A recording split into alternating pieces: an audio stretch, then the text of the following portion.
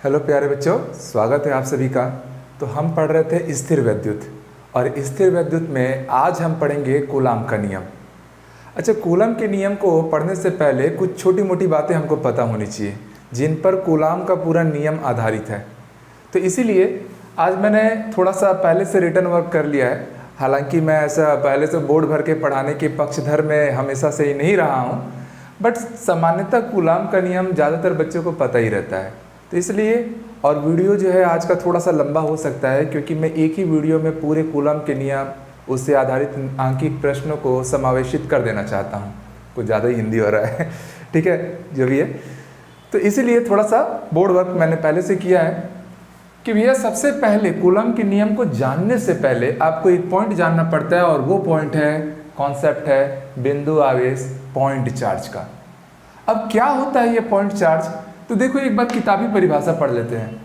क्या कहते हैं बुक की लैंग्वेज में? यदि दो आवेशों की विमाएं उनके बीच की दूरी की तुलना में नगण्य हो तो उन आवेशों को हम क्या नाम देते हैं? बिंदु आवेश। अब स्वाभाविक सी बात है, कुछ भी समझ नहीं आया क्योंकि क्या कहना चाह रहे हैं? दो आवेशों की विमाएं उनके बीच की दूरी की तुलना में नगण्य हो, तो इसको समझने की कोशिश करना। अब वास्तव में पॉइंट चार्ज क्या होता है, बिंदु आवेश क्या होता है, इसको अगर आपको जानना है तो आप ऐसा समझ लेना कि मान लो हर एक कोई भी चार्ज है, यहाँ पर मेरा एक पॉजिटिव चार्ज है। जो धनावेश होता है या जो भी चार्ज होता है, उसके चारों ओर उसका एक क्षेत्र होता है जिसको हम उसका विद्युत क्षेत्र नाम देते हैं। मैंने पहले ही वीडियो में ये चीज़ एक्सप्लेन की थी। तो हर आवेश के कारण या किसी चालक सरफेस पे अगर आवेश है, उसके कारण उसका एक चारों ओर एक क्षेत्र होगा जिसको हम उसका विद्युत क्षेत्र बोलेंगे। इस विद्युत क्षेत्र में एक ऐसा आवेश को प्रवेश कराना जो आए अगर इसके क्षेत्र में, तो इसके क्षेत्र को डिस्टर्ब ना करे, प्रभावित ना करे, ऐसे आवेश को आप लोग क्या नाम देते हो? Point charge. ऐसे आवेश को हम क्या नाम देते हैं? Point charge. तो पॉइंट चार्ज का मतलब ही ऐसा है कि वो एक दूसरे के डायमेंशन को क्या करे? डिस्टर्ब ना करे। इसीलिए किताबी लैंग्वेज में कहा जाता है कि दोनों आवेशों की जो विमाएं हैं वो उनके बीच की दूरी की तुलना में क्या हो जाए? नगण्य हो जाए, नॉन कंसिडरेबल हो जाए। बात समझ में आई? तो ये था सिद्धांत बिंदु आवेश का। किसी किताब में आप पढ़ रहे होंगे तो वहाँ कुछ और भी लिख देता है, वहाँ बिंदु आवेश के गुणधर्म कोई उसकी परिभाषा बना देता है। एक्चुअल में बिंदु आवेश जो है ना, ये व्युत्क्रम वर्ग के नियम या कूलाम के नियम पे लागू होता है। मतलब जो नियम है वो बिंदु आवेशों के लिए ही लागू होते हैं। तो कई बार किताबों में उनकी प्रॉपर्टी को ही परिभाषा बना दिया जाता है। तो चलिए वहाँ पर भी घबराइएगा मत, अलग अलग किताबों में अलग अलग परिभाषाएं हो सकती हैं, पर जो एक्चुअल में बिंदु आवेश क्या है वो बात आप समझ पाए। ऐसा नहीं समझना ना कि किसी एक छोटे से पॉइंट या छोटे से बिंदु पर जो आवेश है उसको आप बिंदु आवेश बोलेंगे, ऐसा नहीं है। अगर मैं कहीं दूर से देख रहा हूँ, मैं कहीं पी पॉइंट से अगर देख रहा हूँ, तो ये बड़ा सा अगर मान लो एक धातु का गोला भी रहता ना, कंडक्टिंग स्फीयर भी रहता, तो उस पॉइंट से देखने पर ये कंडक्टिंग स्फीयर, आप सबको पता है आवेश की प्रकृति है वो हमेशा सतह के ऊपर ही रहता है, अंदर नहीं रहता। ठीक, तो वहाँ से दूर से देखने पर वो जो कंडक्टिंग स्फीयर रहता है जिस पे आवेश उपस्थित है, वो भी अपने आप में किसकी तरह व्यवहार करता है? एक बिंदु आवेश की तरह। क्लियर हुई बात है? तो किसी पॉइंट का चार्ज पॉइंट चार्ज ऐसा नहीं मानना भाई, ठीक है। दूर से देखने पर किसी भी कंडक्टिंग सरफेस के ऊपर जो आवेश है वो क्या कहलाएगा? उसका बिंदु आवेश कहलाएगा। और पूरे के पूरे जो इलेक्ट्रोस्टैटिक के कॉन्सेप्ट रहेंगे वो सारे के सारे बिंदु आवेश पर ही आधारित रहेंगे। ठीक, अब चलो बिंदु आवेश तो आप समझ पाए। अब हम बात करते हैं किसकी? तो भैया कूलम के नियम की, मोस्ट इंपॉर्टेंट नियम। और आज का हमारे वीडियो का समझ लो सार पॉइंट है, आत्मा यही है कि कूलम का जो नियम था ये किन्हीं दो बिंदु आवेशों के मध्य, पहले ही मैंने बोल दिया कि भैया कूलम के नियम किसके लिए परिभाषित है? बिंदु आवेश के लिए। इसलिए पहले हमने बिंदु आवेश को जाना। किन्हीं दो बिंदु आवेशों के मध्य लगने वाला आकर्षण या प्रतिकर्षण बल का मान उन आवेशों के परिणामों के गुणनफल के अनुक्रमानुपाती एवं उनके बीच की दूरी के वर्ग के, क्या बोल रहा है? वर्ग के व्युत्क्रमानुपाती होता है। ये बात किसने कहा? कूलम ने। समझते हैं इस चीज़ को कि एक्चुअल में कूलम की ने क्या कहा था। तो वास्तव में जो कूलम का नियम है ना, वो न्यूटन के गुरुत्वाकर्षण के नियम से बिल्कुल मैच करता है। न्यूटन ने बस क्या कहा था कि दो द्रव्यमान वाली वस्तुओं के बीच लगने वाला आकर्षण बल क्योंकि ग्रेविटी हमेशा क्या है, आकर्षी बल है। उनके परिणामों के गुणनफल के अनुक्रमानुपाती और उनके बीच के दूरी के वर्ग के व्युत्क्रमानुपाती होती है। ये किसने कहा था? आइजैक न्यूटन ने। कब? जब उसने गुरुत्वाकर्षण का सिद्धांत दिया था। अभी कूलम क्या कर रहे हैं? कूलम ने चार्ज के लिए बात की कि अगर मान लो ये मेरा पॉइंट ए है और ये मेरा पॉइंट बी है, यहाँ पर मान लीजिए एक यूनिट आवेश या एक पॉइंट चार्ज Q1 है, यहाँ पर Q2 चार्ज है और इनके बीच की दूरी क्या है? R है। तो ये क्या कह रहे हैं कूलम जी कि इनके बीच में जो आकर्षण या प्रतिकर्षण बल लगेगा, अब स्वाभाविक सी बात है, जो आकर्षण बल लगेगा या प्रतिकर्षण बल लगेगा वो किस पर निर्भर करेगा? यहाँ पर ये दिख नहीं रहा होगा, यहाँ पर मान लो Q1 चार्ज रखा हुआ है। ओके, जो भी आकर्षण या जो भी प्रतिकर्षण बल लगने वाला है, अच्छा ये तो Q2 चार्ज है, ये Q1 है और यहाँ पर हम क्या लगा रहे हैं? Q2 चार्ज लगा रहे हैं इस पॉइंट B पर। तो जो भी आकर्षण या प्रतिकर्षण बल का मान लग रहा होगा वो स्वाभाविक सी बात है डिपेंड करेगा इन चार्ज की, इन आवेशों की प्रकृति पर। अगर दोनों समान आवेश हैं, दोनों धनात्मक धनात्मक हो गए तो प्रतिकर्षण बल, और एक धनात्मक और एक ऋणात्मक हो गए तो आकर्षण बल। विपरीत आवेश में आकर्षण, समान आवेशों में प्रतिकर्षण। कूलम कहते हैं कि इनके बीच में जो भी बल लग रहा है, बल आपको पता है एक सदिश राशि है, उसका क्या लेना है? मान लेना है। उसका क्या लेना है? मान। मान मतलब मॉड ले लो। किसी सदिश का जब परिमाण लेना रहता है या वैल्यू लेनी रहती है तो उसको मॉड ले लीजिए। ये डायरेक्टली f के इक्वल होगा, क्योंकि किसी भी वेक्टर का अगर हम लोग मॉड्यूलस लेते हैं, परिमाण लेते हैं, तो वो उस सीधे से एक नंबर के इक्वल आता है। तो यहाँ पर मैंने f लिया।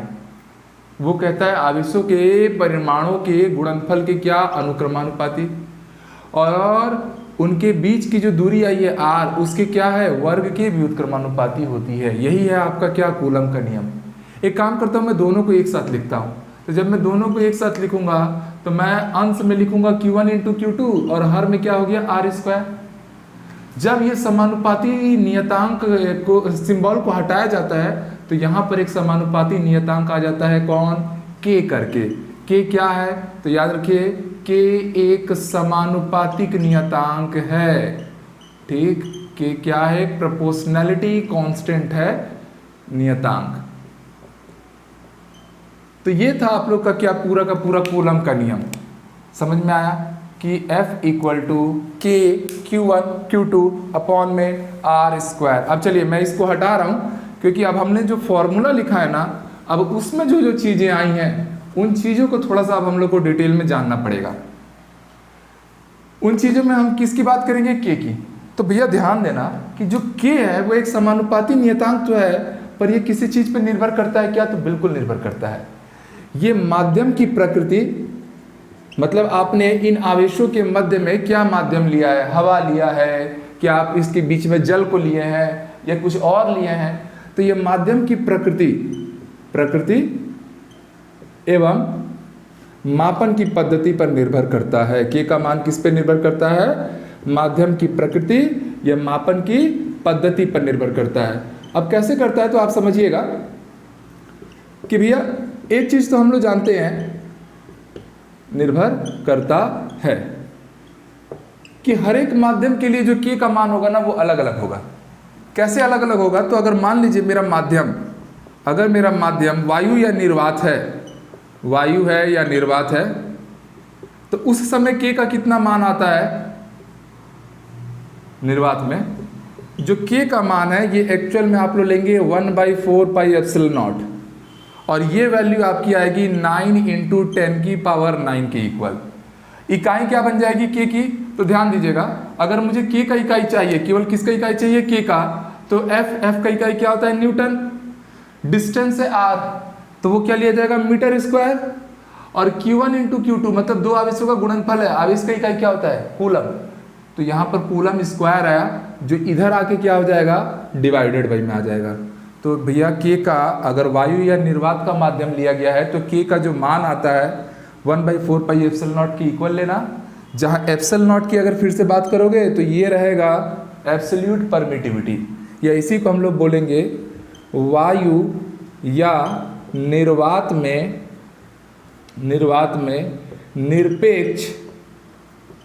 निरपेक्ष विद्युतशीलता, एब्सोल्यूट परमिटिविटी इसका नाम दिया जाता है। धीरे धीरे और भी जो चीज़ें आते जाएंगे हम लोग उसको मेज़र करते जाएंगे। अब ध्यान से देखो ये के की वैल्यू आ गई, उसका ये इकाई आ गया जिसमें एप्सिलॉन नॉट या एप्सिलॉन जीरो भी बोलते हैं किसी किताबों में, तो वो क्या कहलाता है, एब्सोल्यूट परमिटिविटी कहलाता है। अगर मुझे के का डायमेंशन चाहिए, क्या चाहिए, के का डायमेंशन। चलिए मैं इधर वाले पार्ट को थोड़ा सा हटा रहा हूँ, ठीक, ताकि चीज़ों को हम लोग कवर कर पाए। के का अगर मैं विमीय सूत्र निकालने जाऊँ तो ध्यान देना कि भैया जो फोर्स है, जो न्यूटन है, उसका डायमेंशन फॉर्मूला आता है mL/-2। क्या आता है, mL/-2। बगल में क्या लगा है, मीटर स्क्वायर। मीटर स्क्वायर मतलब L स्क्वायर, लेंथ का square divided by coulomb. Coulomb किसका था, विद्युत आवेश का इकाई था। और Q इक्वल टू आप सबको पता है I इंटू टी होता है, मतलब एम्पियर इंटू टाइम।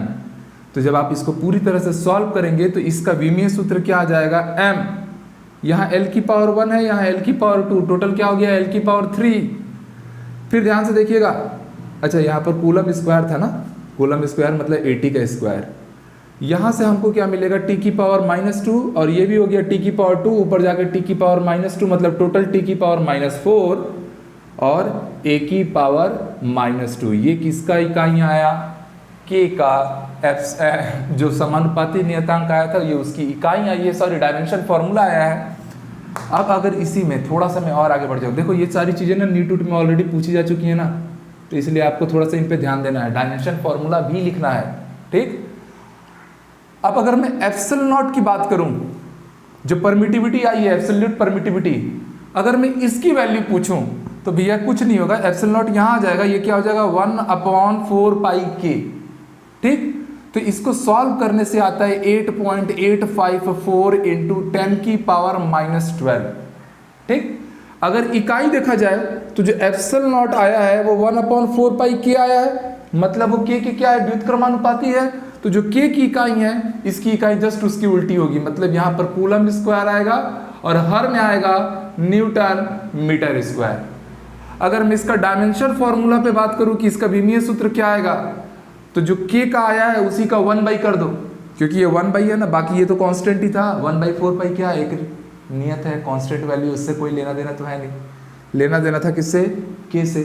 तो उसकी 1/k किया, मतलब m की पावर में -1, L की पावर में -3। जो पॉजिटिव था वो नेगेटिव हो गया, और जो नेगेटिव था वो क्या हो गया, पॉजिटिव हो गया। ये सवाल भी आप लोग का जेईई मेंस में या नीट में ऑलरेडी पूछा जा चुका है। एप्सिलॉन नॉट का डायमेंशन फॉर्मूला क्या आता है, तो भैया ये आता है, रटने की कोई ज़रूरत नहीं है, चीज़ों को बनाने आना चाहिए। तो ये तब के लिए है जब आप लोग का वायु या निर्वात का माध्यम है ना, माध्यम कैसा है, वायु या निर्वात का। अच्छा, तो यहाँ से ध्यान से सुनो, तो मेरा फोर्स का फाइनल फॉर्मूला क्या निकला, इस के की जगह पे मैं ये वैल्यू पुट कर दूं तो रख दो, तो के की जगह पे हमने रखा 1/4π एप्सिलॉन नॉट, अंदर में क्या बच रहा है, Q1 Q2 अपॉन में r², ठीक। ये के का ही मान हम सबको पता भी है कितना, 9 इंटू 10 की पावर 9, इसलिए जब आप न्यूमेरिकल सॉल्व करेंगे तब आप डायरेक्टली ये वैल्यू यूज कर लेना, 9 इंटू 10 की power 9 Q1 Q2 upon r²। ये आप लोग का रहेगा नेट फाइनल कोलम्बियम फोर्स या स्थिर वैद्युत आकर्षण या प्रतिकर्षण बल का मान। तो यहाँ तक प्यारे बच्चों आप लोग नोट कीजिए, फिर कॉन्सेप्चुअल पॉइंट को हम धीरे धीरे और आगे बढ़ाते हैं। चलिए, तो ये हमने निर्वात में या वायु में क्या फॉर्मूला लगाना है, कैसे चीज़ों को डील करना है, इन सब पे तो बात हो गई, ठीक। बट हमेशा निर्वात तो रहेगा नहीं। मान लीजिए मैंने दो आवेशों के एक पिंड को उठा के पानी में लेके चले गया, डुबा दिया उनको, अब मैं वहाँ पर मैं उनकी पढ़ाई करना चाहता हूँ, तो ऐसे केस में क्या होगा। चलिए हम सेकंड केस कर रहे हैं कि यदि माध्यम वायु या निर्वात के अतिरिक्त कुछ और हो, वायु या निर्वात के अतिरिक्त कुछ और माध्यम लिया जाए, तब के लिए थोड़ा सोचिएगा कि क्या करना पड़ेगा। कुछ और हो तो इसको रटना नहीं ना, फिजिक्स में चीज़ें कभी भी याद नहीं की जाती है। जैसे मैं आपको एक चीज़ एक्सप्लेन करके दिखाता हूँ। मान लीजिए ये एक वाटर बोतल है, ठीक है, अभी मैं इसको ऐसे हैंग करके रखा हूँ, तो अभी इसके चारों ओर का जो माध्यम है वो क्या है, वायु है, एटमॉस्फेयर है, ठीक है। तो इस पर्टिकुलर केस में ऑब्वियस सी बात है, मेरे हाथ पे एक लोड पड़ रहा है, और मैं इसको बहुत देर तक ऐसे ही सोचूंगा कि मैं 2 दिन तक इसको ऐसे ही पकड़ के रख सकूं, तो संभव तो है ही नहीं। इनफैक्ट 2 मिनट अभी मेरा हाथ दर्द करना शुरू कर दिया। क्यों? क्योंकि मेरे हाथ पे ग्रेविटी नीचे की ओर क्या कर रही है, फोर्स लगा रही है। एक काम करते हैं, इसी वाटर बोतल को अगर मैं पानी में ले जाके डाल दूं और उस समय अगर मैं इसके कैप से इसको अगर मैं होल्ड करके रखूंगा ना, तो आप समझ पाएंगे, आपने खुद भी एक्सपीरियंस किया होगा कि ये मासलेस की कंडीशन में ऐसा महसूस होता है हम लोग को। जितना फोर्स अभी मेरे हाथ पे लग रहा है उतना फोर्स पानी में डुबाने के बाद नहीं लगेगा। इनफैक्ट कई बार तो आपने ये भी देखा होगा कि किसी एक इंसान को उठा पाना पॉसिबल नहीं हो पाता है, ठीक है, पर अगर वो इंसान पानी में डूब रहा हो तो उसको आप ना 2 उंगलियों से उसके बाल से पकड़ के उसको ऊपर उठा सकते हैं, या उसकी 1 उंगली से पकड़ के आप उसको बाहर उठा सकते हैं। हाँ, जब वो बाहर आ जाएगा तो हैवी हो जाएगा। तो कहने का मतलब ये है कि अगर आप आवेशित पिंडों को भी पानी के अंदर या किसी दूसरे माध्यम में समाहित कर दोगे तो उस समय जो उसका बल आएगा, वो वायु में जो बल आ रहा है उससे ज़्यादा आएगा कि कम आएगा। तो अभी आप एक्सपीरियंस कर पाए ना कि हवा में जब बोतल था तो ज़्यादा फोर्स लग रहा था, और पानी में डुबा देने के बाद वो फोर्स क्या हो जा रहा था, कम हो जा रहा था। क्यों?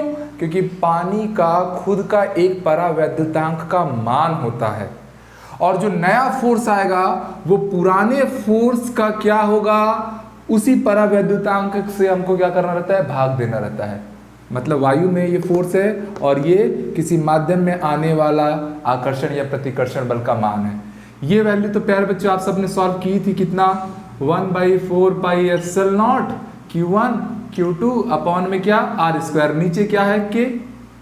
तो इसको ढंग से अगर मैं ध्यान से देखूंगा तो ये मुझे मिलेगा 1/4 pi epsilon not into K, और अंदर क्या आया, Q1 Q2/R²। जहां K का मान आप सबने समझा, K का क्या मान है, तो ये माध्यम का परावैद्युतांक है, माध्यम का परावैद्युतांक है, डाइलेक्ट्रिक कांस्टेंट है मीडियम का। और हर मीडियम का अपना अपना ही डाइलेक्ट्रिक कांस्टेंट होता है। जैसे अगर मान लीजिए मैं बात करूं एयर के लिए, वायु के लिए या वैक्यूम के लिए, ठीक है, तो उस समय आपको पता है कि एयर के लिए अगर बात होगी तो ये F के इक्वल होना चाहिए, क्योंकि वहां पर K का कोई इसका कोई रोल था क्या, K इतना आता था, 1 आता था, एयर के लिए 1 होगा। अगर मैं बात करूं वाटर के लिए, जल के लिए, तो याद रखिएगा जल के लिए K का मान, उसका डाइलेक्ट्रिक कांस्टेंट की वैल्यू कितनी होती है, 80.4 होती है। कई बुकों में इसको 80 ले लेता है या कई बुकों में 81 भी ले लेता है, पर एक्चुअल वैल्यू आप जान लीजिए कि जल के परावैद्युतांक का मान कितना होता है, 80.4। अगर मैं किसी मेटल के डाइलेक्ट्रिक कांस्टेंट की वैल्यू चेक करूँ ना तो वो इन्फिनिटी आती है। उस समय अगर मैं इलेक्ट्रोस्टैटिक फोर्स की बात करूँ किसी मेटल के केस में, तो अगर आपने यहाँ पर K की वैल्यू इन्फिनिटी रखी तो फोर्स कितना आ जाएगा, 0। कब के केस में, मेटल या धात्विक सतह के केस में, ठीक। अच्छा, यहाँ से एक चीज और समझिएगा कि ये जो एप्सिलॉन नॉट इंटू K आ रहा है, ठीक है, ये जो एप्सिलॉन नॉट इंटू K आ रहा है ना, इसी को हम लोग एप्सिल भी बोल सकते हैं। और ये क्या है, तो ये उस माध्यम का निरपेक्ष विद्युतशीलता है, निरपेक्ष विद्युतशीलता। समझ में आ रही है बातें, ठीक है। मतलब कुल मिला के अगर कोई पूछ दे कि ये जो परावैद्युतांक आता है ना K, उसकी परिभाषा क्या होती है, तो उसकी परिभाषा कुछ नहीं है, ये माध्यम की निरपेक्ष विद्युतशीलता और निर्वात या वायु में निरपेक्ष विद्युतशीलता का क्या होता है, अनुपात होता है। उसी को आप लोग उसका क्या कहते हैं, परावैद्युतांक कहते हैं। और ये परावैद्युतांक का मान हमेशा क्या होता है, 1 से बड़ा होता है किसी भी चीज के लिए। वाटर के लिए तो आप देख ही पा रहे हो 80.4 आया। और जिस मीडियम का डाइलेक्ट्रिक कांस्टेंट मतलब परावैद्युतांक, इसी को हम लोग क्या बोलते हैं, डाई इलेक्ट्रिक कांस्टेंट। तो किसी भी माध्यम का परावैद्युतांक जितना ज्यादा होगा उस पे बल का परिमाण उतना कम आएगा। क्योंकि आप समझ पा रहे हो वाटर का कितना 80.4, वायु में फोर्स लग रहा था F, पर जब मैं उस आवेशित पिंड को या इस बोतल को जब मैं पानी के अंदर डुबा दूंगा ना, तो उस समय वो जो बल आएगा ना वो 80.4 गुना क्या हो जाएगा, कम हो जाएगा। क्यों? क्योंकि भाग दे रहे हो ना भाई, गुणा थोड़ी भी करा रहे हो, भाग दे रहे हो, तो 80.4 टाइम्स इसका फोर्स क्या हो जाता है, कम हो जाता है। इसलिए हमको ये वाटर के अंदर ये जो बोतल है वो कैसा लगेगा, मासलेस की कंडीशन में लगेगा, एकदम हल्का लगेगा। या कोई आदमी डूब भी रहा होगा जिसका जो वेट उठ होगा वो मान लो 60 न्यूटन का वेट होगा, तो उसको आप एक हाथ से पकड़ के उठा सकते हो। क्यों? क्योंकि उसका जो टोटल वेट है वो 80.4 टाइम्स क्या हो जा रहा है, कमजोर हो जा रहा है वाटर के अंदर।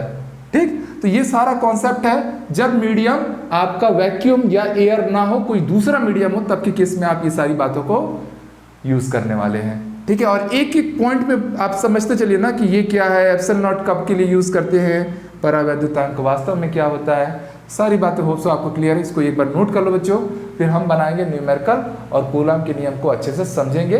फिर उसके बाद कूलम के सदिश रूप कैसे होते हैं, उसकी सीमाएं क्या है, उसकी प्रॉपर्टी कहाँ है, तो ये सारी बातों को धीरे धीरे हम लोग वीडियो में कवर करते चलेंगे। आप इसको नोट कर लीजिए। चलिए, तो एक प्यारा सा सवाल हमारे बीच में है। डरना मत ना, सवाल इतना बड़ा पूछ दिया है तो, क्योंकि हमने जो कॉन्सेप्ट सीखा है उसको लगाना सीखना है। क्या बोल रहा है, तांबे के दो आवेशित गोले ए और बी है। मान लो ये मेरा गोला ए है और ये मेरा गोला क्या है, बी है। ठीक, आपको बोल रहा है कि इनके केंद्रों के बीच की दूरी 50 सेंटीमीटर है। याद रखो, दूरी हमेशा कहाँ से ली जाती है, तो केंद्र से ली जाती है, सतह से नहीं ली जाती। ये डिस्टेंस ही हमारा क्या है, आर है, और वो दिया है 50 सेंटीमीटर। ठीक, आगे बोलता है कि यदि प्रत्येक गोले पर आवेश की मात्रा 6.5 × 10⁻⁷ कूलम है, मतलब इस पे भी 6.5 × 10⁻⁷ कूलम चार्ज है, और इस पे भी 6.5 × 10⁻⁷ कूलम चार्ज है। दोनों पे चार्ज क्या है, सेम नेचर का है, तो स्वाभाविक सी बात है रिपल्सिव फोर्स, प्रतिकर्षण बल लगने वाला है। पूछा भी क्या है, प्रतिकर्षण बल का मान निकालो। पहला सवाल यही आपसे पूछा गया है। दूसरे सवाल में कहता है यदि गोलों को पानी में ले जाकर डुबा दिया गया, रख दिया गया, तो उनके बीच लगने वाले बल की गणना करना है। ठीक है, जो अभी तो कॉन्सेप्ट सीखे थे, ये तब के लिए है जब माध्यम क्या है, वायु है, और ये तब के लिए जब माध्यम क्या है, चेंज होके जल हो गया। ठीक, तो बनाते हैं। फिलहाल के लिए पहला सवाल हम लोग बनाने चलते हैं। तो यहाँ पर आपको Q1 और Q2 दोनों की वैल्यू मिल चुकी है, और वो मिल चुकी है 6.5 × 10⁻⁷ कूलम। बीच की दूरी मिल चुकी है, बीच की दूरी है 50 सेंटीमीटर। फिजिक्स में सेंटीमीटर में तो लेना नहीं है, मीटर में बदलना है। तो ये क्या हो गया, 50 × 10⁻² मीटर में कन्वर्ट कर रहे हैं ना, क्योंकि 1 सेंटीमीटर मतलब 1/100 मीटर, मतलब 10⁻² मीटर। तो सॉल्व करने से हमें देखो 50 को 5 × 10 लिखूंगा, तो 10⁻1 और ये 10⁻² मतलब 5 × 10⁻⁻1 मीटर। फाइनली मेरा क्या आ गया, रेडियस आ गया, या रेडियस बोल दिया मैंने, बीच की दूरी आ गई। हमें पूछा गया है प्रतिकर्षण बल। प्रतिकर्षण बल का तो हमने मान पढ़ा है क्या, K Q1 Q2 अपॉन में क्या, r²। और यही K की जगह पे हम लोग पुट करते थे 1/4πε0 Q1 Q2 अपॉन r²। कुछ लोग एप्सिलॉन 0 भी बोलेंगे, टेंशन नहीं लेना। ठीक, इसकी पूरी वैल्यू आपको हमेशा से याद होती है, कितनी, ये आती है 9 × 10⁹ Q1 और Q2 का मान रख दीजिए, तो ये हो गया 6.5 × 10⁻⁷, ये Q1 हो गया। Q2 का मान भी क्या है, 6.5 × 10⁻⁷ डिवाइडेड बाई R की वैल्यू तो हमने ला रखी है ना, 5 × 10⁻⁻1 का क्या करो, होल स्क्वायर, क्योंकि r² है। अब बस आपको चीज़ों को सॉल्व करना है, और सॉल्व करते समय ध्यान दें, पहले 10 की पावर वालों को ना एक जगह इकट्ठा मेंटेन करो।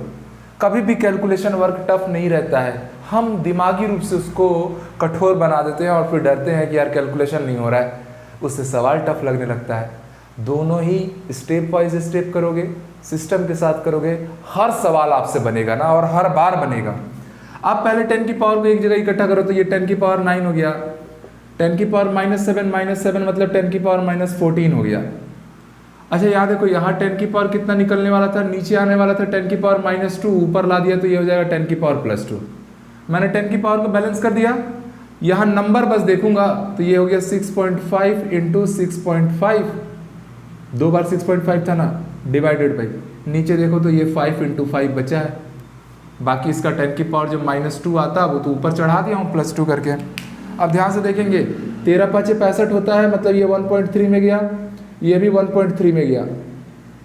1.3 × 1.3 कितना होता है भैया, तो ये हो जाएगा 1.69, 13² 169 होता है, बट यहाँ 1.3 थे ना, तो ये 1.69 हो गया इनटू, इधर देखिए यहाँ से 10 की पावर क्या बचा, -12, और ये है +9, मिला जुला के 10 की पावर क्या आया, केवल -3। अब चीज़ें कितनी आसान हो गई, सीधे सीधे आंसर आने वाला है। क्या आने वाला है, तो भैया 9 9 81, 9 छक 54 और 8 62, फिर 9 एकम 9, ये 15, तो ये आ रहा है 15.21 इंटू 10 की पावर -3, या इसी को 1.521 इंटू 10 की पावर -2 न्यूटन मैं लिख सकता हूँ। ये मेरा आ गया प्रतिकर्षण बल का परिमाण। तो पहला सवाल तो हमने बड़े आराम से सॉल्व कर लिया। पहला सवाल आपसे पूछा गया था रिपल्सिव फोर्स कितना आएगा, तो 1.521 इंटू 10 की पावर -2 न्यूटन। यहाँ तक आप नोट कीजिए, क्योंकि अब मैं इस चीज़ों को थोड़ा सा हटाने जा रहा हूँ। तो चलिए, वो जो रिपल्सिव फोर्स है मैंने उसको ला रखा है, ठीक। अब सवाल का दूसरा हिस्सा हमसे क्या पूछता है, पहला हिस्सा तो हो गया, दूसरा हिस्सा बोल रहा है दोनों गोलों को उठा के कहाँ डाल दिया गया, पानी में रख दिया गया। और उस समय आप लोगों को वाटर का परावैद्युतांक डाइलेक्ट्रिक कांस्टेंट की वैल्यू दी हुई है कितनी, 80। हमने पढ़ा है कि भैया कभी भी किसी भी ऑब्जेक्ट को किसी दूसरे मीडियम में ले जाते हैं तो बल का परिमाण बढ़ जाता है कि घट जाता है, घट जाता है।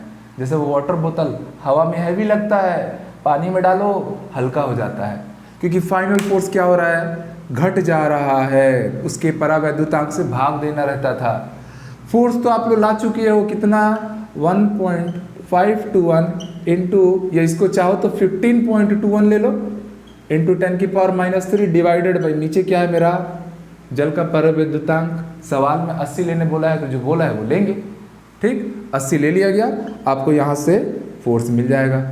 तो चाहोगे इसको फिर से कैलकुलेशन में अगर दिक्कत हो रही है तो इसको 8 गुणा 10 की घात क्या लिख लो, +1, 80 को 8 गुणा 10 लिखूंगा तो 10 की पावर +1, ऊपर आके क्या हो जाएगा, -1। तो फाइनली हमें मिलेगा 15.21 इंटू 10 की पावर कितना आ रहा है भाई, ये हो जाएगा -4 डिवाइडेड बाई 8। सॉल्व कर लीजिए आप लोग इसको, तो 8 से 8 एकम 8, 7 बचा 72 हो गया ना, तो 8 9 72, सीधी सी बात है, आगे नहीं बढ़ता मैं, 2 ही डिजिट तक रुक जाता हूँ। इतना न्यूटन मेरा, जब उस तांबे के गोलीय पिंड को जब हम पानी में डुबा देंगे तो इतना फोर्स आएगा, और जब वो हवा में रहेगा तो इतना फोर्स आएगा। तो सवाल आप लोग को अच्छे से समझ में आया, इसको नोट करिए या स्क्रीनशॉट ले लीजिए। फिर इसके बाद हम लोग सदिश के कूलाम के जो बल आ रहा है, प्रतिकर्षण आकर्षण बल का मान, बल तो सदिश राशि है, तो वेक्टर फॉर्म पर भी थोड़ा सा ध्यान दे लेते हैं, तो नोट कर लीजिए। अच्छा, कूलम के नियम का जो वेक्टर फॉर्म है, मतलब सदिश रूप जाने, उससे पहले मैं उससे रिलेटेड कुछ इंपॉर्टेंट फैक्ट्स पे पहले बात कर लेना चाहता हूँ, क्योंकि अभी अभी हमने कूलम के पूरे नियम को समझा है, न्यूमेरिकल में कैसे यूज़ करना है उसको जाना है। तो कुछ इंपॉर्टेंट फैक्ट्स हैं, तो उन पे बच्चों अगर आप ध्यान देंगे, ये सारे फैक्ट्स कूलम के नियम पर आधारित है ना। पहला फैक्ट क्या कहता है कि कूलम का नियम एक प्रायोगिक नियम है, मतलब जो कूलम्स लॉ है ना, वो एक एक्सपेरिमेंटल लॉ है। जो कूलम थे, अगस्टिन कूलम, उन्होंने ये सारी चीज़ों को ना एक्सपेरिमेंट कर करके देखा, बिल्कुल माइकल फैराडे की तरह। आप लोग जब मैग्नेटिक फील्ड, मैग्नेटिक फोर्स पढ़ेंगे ना, तो वहाँ पर चुंबकीय बल पढ़ेंगे, मैग्नेटिक फोर्सेस, वो हाँ माइकल फैराडे का नाम आएगा, वो भी पूरा एक्सपेरिमेंटल लॉ है। देखो फिजिक्स के जो लॉ रहेंगे ये 2 प्रकार के होंगे, या तो कॉन्सेप्चुअल या थ्योरेटिकल बोलते हैं उसी को, या तो एक्सपेरिमेंटल। तो कूलम्स लॉ या मैग्नेटिक फोर्स का कॉन्सेप्ट, ये सारा का सारा क्या है, एक्सपेरिमेंटल कॉन्सेप्ट्स हैं, ठीक। जैसे न्यूटन जी के सर पे सेव गिरा तो फिर उन्होंने कॉन्सेप्ट ही बना दिया ग्रेविटेशनल फोर्स का, तो वो एक्सपेरिमेंट हुआ ही नहीं होता, सर पे सेव आया ही नहीं रहता, तो ये सोच भी नहीं आई रहती, ठीक है।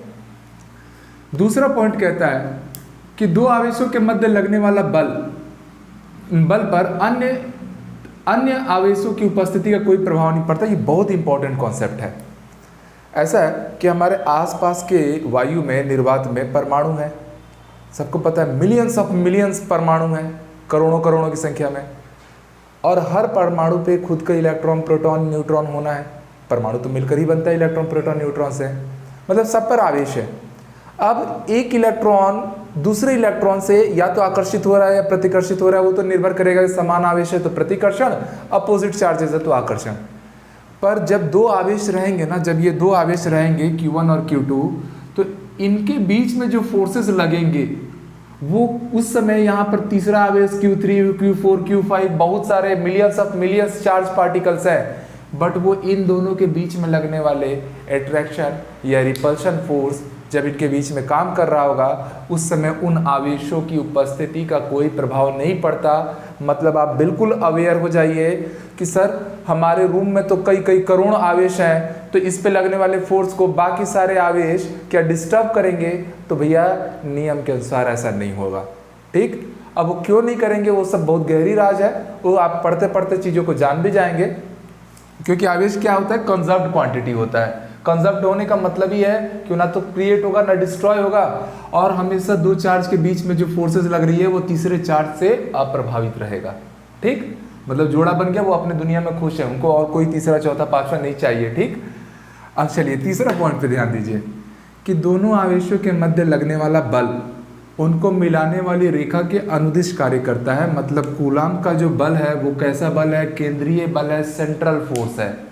इसका मतलब क्या हुआ समझना ना इस बात को कि अगर मान लो यहाँ पर मेरा Q1 एक पिंड है जिसपे Q1 आवेश है, दूसरे पिंड पे Q2 आवेश है। ठीक है, पिंड बोल लो, गोला बोल लो, जो भी बोलना है। इनके बीच की दूरी r है। इनके बीच की दूरी क्या है? r है। अगर मान लो दोनों पर समान आवेश है प्लस Q1 प्लस Q2, तो स्वाभाविक सी बात है एक दूसरे को क्या करेंगे? प्रतिकर्षित करेंगे। पर इनका जो प्रतिकर्षण बल लगेगा ना वो इनको मिलाने वाली जो रेखा है ना उसके अनुदिशी लगेगा। अब प्रतिकर्षण लग रहा मतलब बाहर की ओर, तो ये बाहर की ओर यहाँ पे फोर्स लगा F1, Q1 पे फोर्स लग गया F1, और यहाँ पर Q2 पे फोर्स लगेगा किसके कारण? Q1 के कारण। यहाँ भी समान प्रवृत्ति के होने के कारण ये क्या है? F2। तो जो बल लग रहा है वो इस रेखा के क्या है? अनुदिश है। अगर मान लो मैंने यहाँ पे -Q चार्ज डाल दिया रहता, तो ये -Q वाला इस +Q वाले को क्या करता? अपनी ओर खींचता, और ये +Q वाला इस -Q वाले को क्या करता? अपनी ओर खींचता। बट ये सारे के सारे फोर्स एक लाइन में ही लग रहे हैं ना, इसलिए इसको हम लोग क्या नाम देते हैं? केंद्रीय बल, बिकॉज टूवर्ड द सेंटर है। ठीक, सेंट्रल फोर्स का हम नाम देते हैं। बाकी चौथा पॉइंट तो हमने क्लियर कर लिया कि ये कैसा फोर्स है? कंजर्व्ड फोर्स है। मतलब ना तो क्रिएट होना है ना ही एक बार जो इनिशियल फोर्स है वही फाइनल तक बने रहेगा, बीच में कोई फोर्स का लॉस नहीं होता। ठीक, और पांचवा और सबसे खास नियम कि जो कूलम का जो नियम है वो न्यूटन की गति के तीसरे नियम का पालन करता है। अब कैसे करता है तो ये बात मैं आप लोग को इसके सदिश रूप में समझाने का प्रयास करता हूँ। तो इसको आप लोग स्क्रीनशॉट ले लो या नोट करके रख लो। ये कुछ इंपॉर्टेंट फैक्ट्स थे कूलम के नियम पर आधारित। ठीक, चलिए तो अब बात कर लेते हैं कूलम के नियम का सदिश रूप पे, vector form of coulomb force. तो मान लो यहाँ पर मैं फिर से हमेशा की तरह एक Q1 चार्ज ले लिया और एक Q2 चार्ज ले लिया। ओके, और एक काम कीजिए, इसको थोड़ा ऊपर नीचे लिख देता हूँ मैं। ये Q1 चार्ज है और ये Q2 चार्ज है। ठीक, और ये पॉइंट मान लो 1 है, ये पॉइंट 2 है, ये पॉइंट 1 है, ये पॉइंट 2 है। इनके बीच का जो डिस्टेंस है वो क्या है? r डिस्टेंस है, ये सबको पता है। पॉइंट को चलो मैं मार्क कर दे रहा हूँ, गोला गोला लगा देता हूँ। अब इनके बीच में जो कूलम का फोर्स लगेगा, ध्यान से समझना ना, दोनों आवेशों की प्रकृति क्या है? समान। तो वो क्या करेंगे? एक दूसरे को प्रतिकर्षित करेंगे।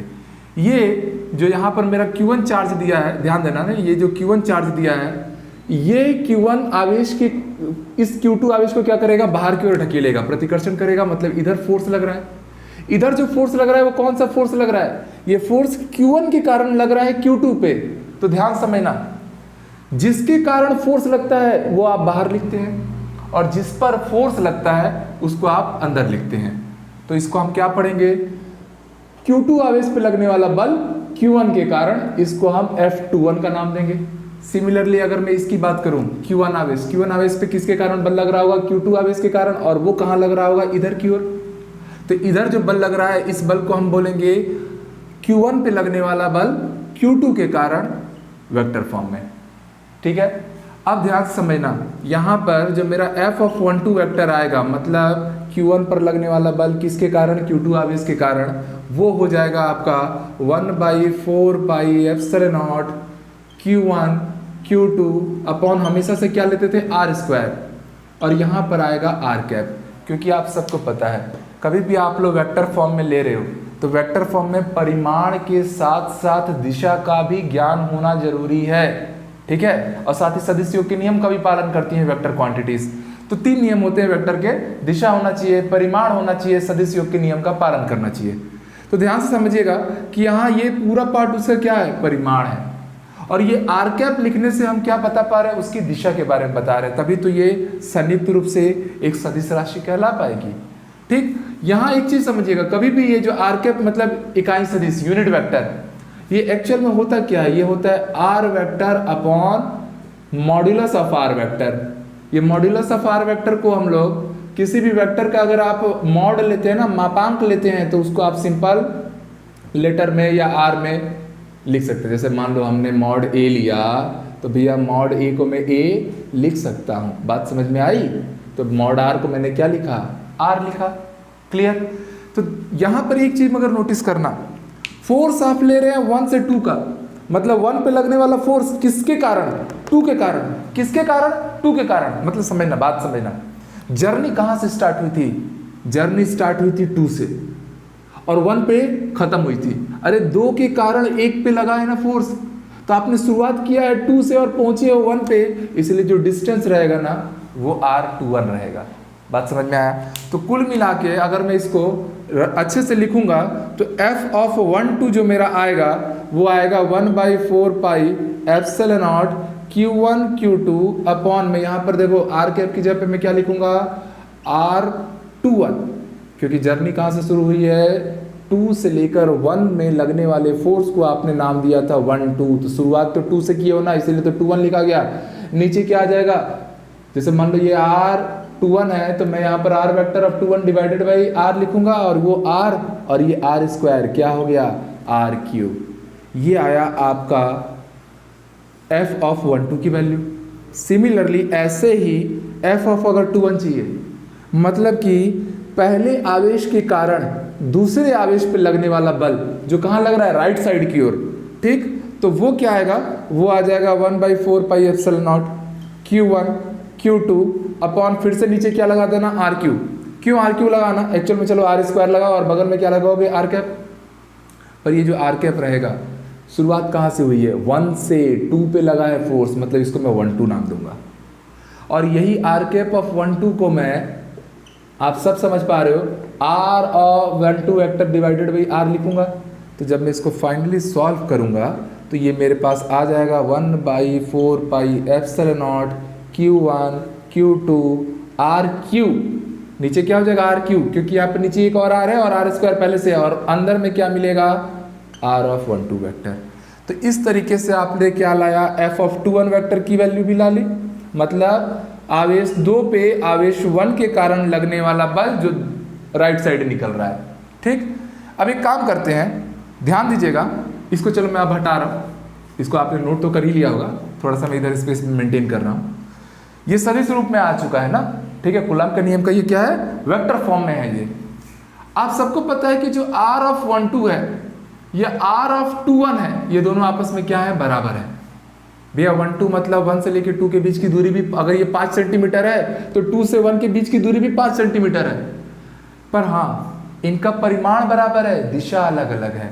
इसका मतलब R ऑफ 1 2 को मैं माइनस ऑफ R ऑफ 21 लिखूंगा, क्योंकि अगर सदिशों के परिमाण बराबर हो तो इक्वल तो लिया जा सकता है, पर डायरेक्शन क्या है, अपोजिट अपोजिट है। 1 से 2 मतलब आप लेफ्ट से राइट जा रहे हो, पर 2 से 1 आप कहाँ से कहाँ आ रहे हो, राइट से लेफ्ट आ रहे हो। तो आपको क्या करना है, इस 1 2 की जगह पे आप R of minus of R21 लिखोगे, जब रखोगे इसकी जगह पे माइनस R21 तो वो सीधे सीधे आप देख पाओगे कि इसके इक्वल आएगा। मतलब कुल मिला के हम क्या कहना चाह रहे हैं, F ऑफ 1 2 आएगा, चलो सॉरी 21 या 1 2 जो भी लेना चाहो, वो F ऑफ 1 2 के इक्वल आएगा, बट सामने क्या लग जाएगा, माइनस। तो इसीलिए तो मैंने आपसे कहा था कि कूलम्ब का नियम न्यूटन के तीसरे नियम का पालन करता है, क्योंकि न्यूटन का तीसरा नियम भी क्या कहता है कि अगर दो पिंड ऐसे संपर्क में आ रहे हैं तो जो बल लगता है, क्रिया और प्रतिक्रिया बल, वो एक दूसरे क्या होते हैं, समतुल्य होते हैं, बस उनकी दिशा क्या रहती है, अपोजिट रहती है। तो this was the final notation and the final result of Coulomb's law, जिसने न्यूटन की गति के तीसरे नियम का पालन भी किया, और ये उसका वेक्टर नोटेशन वाला फॉर्म है। तो प्यारे बच्चों, इतना ही था आपका सदिश रूप, बड़ा आसान सा रहता है, इसको आप लोग नोट कर लीजिए। चलिए अब अपने कूलम्ब के सदिश रूप को भी जान लिया, और उससे इम्पोर्टेंट फैक्ट्स भी तो पहले से ही जान रखा है। अब हम कूलम के नियम की कुछ सीमाएं पढ़ लेते हैं कि ऐसी क्या क्या कंडीशन है जहाँ पे कूलम के नियम लागू होंगे और कहाँ कहाँ पर लागू नहीं होंगे। तो पहला ही नियम कहता है, यह नियम केवल बिंदु आवेशों के लिए सत्य है। ये तो हमने क्लास की स्टार्टिंग से ही देखा। कूलम के नियम को पढ़ने से पहले हमने बिंदु आवेश को पढ़ा और परिभाषा भी यही थी कि ये बिंदु आवेशों के लिए ही प्रमाणित है।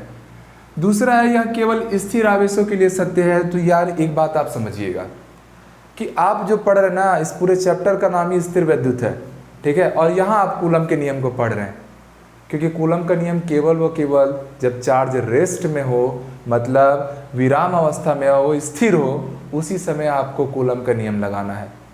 क्योंकि चार्ज जब मूव करने लगेंगे दोस्तों, तो उनके बीच की दूरी बदलने लगेगी, और जब दूरी बदलेगी तो कूलम का नियम तो दूरी पर निर्भर करता है, तो बार बार बल का परिमाण भी बदलने लगेगा, तो फिर वो नियम यथार्थ में वहाँ पर व्यवहारिक रूप से हम नहीं लगा पाएंगे। तो स्थिर आवेशों के लिए सत्य रहेगा। और तीसरा पॉइंट कहता है कि कूलम का जो नियम है वो अधिक दूरियों, मतलब अधिक दूरी मतलब एक चीज़ समझ लो कि एक चार्ज यहाँ पर हमारा मान लो राजस्थान में है तो दूसरा वेस्ट बंगाल में है, कूलम का नियम लगा दो क्या? नहीं लगेगा भाई, ठीक है। तो अधिक दूरियों या 10 की घात ऋण 15 मीटर, या इसको 10 की घात ऋण 13 सेंटीमीटर भी बोल सकते हैं। ये क्या होता है? ये नाभिक का आकार रहता है ना, इस रेंज में से कम दूरियों के लिए भी सत्य नहीं है। एक तो बहुत ज़्यादा डिस्टेंस रहे तो भी वैलिड नहीं है, और जब बहुत कम डिस्टेंस आ जाए 10 की पावर -15 मीटर से भी कम डिस्टेंस आ जाए, तो जब 10 की घात ऋण 15 मीटर से कम की दूरी होती है ना, तो उस समय नाभिकीय बल काम करता है। याद रख लीजिए, ब्रह्मांड में 4 प्रकार के बल लिए जाते हैं मेजरली। एक तो आप लोग का न्यूक्लियर फोर्स आ जाता है, ग्रेविटेशनल आता है, वीक फोर्स आता है, स्ट्रांग फोर्स आता है। और इन सभी फोर्सेस का अपना अपना डिस्टेंस का एक लेवल होता है कि कौन सा बल कहाँ किस दूरी के पैरामीटर में, मतलब परास में कार्य करेगा। तो कूलम बल की खास बात है कि बहुत ज़्यादा डिस्टेंस रहे तो भी काम नहीं करेगा। जब बहुत ज़्यादा डिस्टेंस रहता है तो कौन सा बल काम करता है? तो यहाँ पर काम करता है आपका गुरुत्वाकर्षण बल। 2 तारों के बीच में, 2 ग्रहों के बीच में, एक तारा और एक ग्रह के बीच में, जैसे पृथ्वी और सूर्य के बीच, आप सबको पता है गुरुत्वाकर्षण बल कार्य कर रहा है, तभी तो पृथ्वी अपनी अक्ष में क्या है? बनी हुई है। तो जब दूरी बहुत ज़्यादा हो तो गुरुत्वाकर्षण, दूरी एकदम कम हो, 10 की पावर -15 मीटर के रेंज में आ जाओ, तो यहाँ पर काम करता है न्यूक्लियर फोर्स, और वहाँ कूलम का बल कार्य नहीं करेगा। तो प्यारे बच्चों, आज हमने कूलम के फोर्स से रिलेटेड इंपॉर्टेंट फैक्चुअल पॉइंट्स को जाना। बट चीज़ों को डिटेल में पढ़ने से क्या होता है ना, वीडियो की लेंथ बढ़ जाती है। और आजकल के बच्चों का ये पैरामीटर है ना कि लंबा वीडियो देखते ही वो उसको देखते ही नहीं है, मेरे को पसंद ही नहीं आया आतू तो इसलिए हमने कूलम से रिलेटेड, उसके नियम से रिलेटेड सारे कॉन्सेप्चुअल पॉइंट को एक वीडियो में कवर किया, और नेक्स्ट वीडियो में हम इससे रिलेटेड इंपॉर्टेंट और दमदार सवालों को प्रैक्टिस करेंगे।